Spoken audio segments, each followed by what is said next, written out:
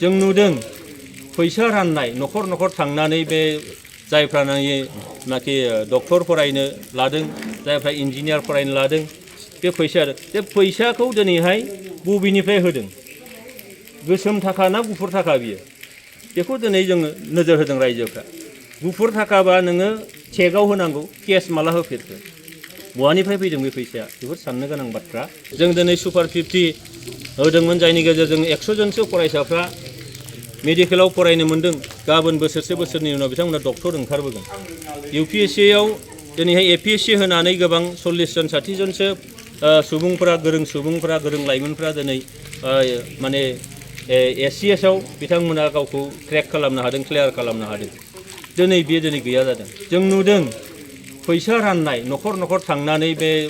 जायफ्रानाखि डक्टर फरायनो लादों जायफ्रा इन्जिनियार फरायनो लादों बे फैसाखौ दिनैहाय बबेनिफ्राय होदों गोसोम थाखा ना गुफुर थाखा बियो बेखौ दिनै जोङो नोजोर होदों रायजोफ्रा गुफुर थाखाबा नोङो चेकआव होनांगौ केस माला होफेरखो बहानिफ्राय फैदों बे फैसाया बेफोर साननो गोनां बाथ्रा दा जोंहा मा खालामदोंमोन जे सासे गोरिबनिफ्राय गोरिब नखरनि फरायसायाबो गोरों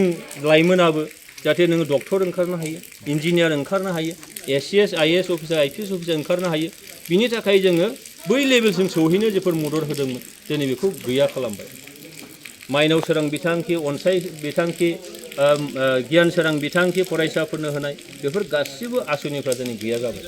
दा बेजों समाजखौ फोजौनो नागिरदों ना फाहायनो नागिरदों बे साननो गोनां बाथ्रा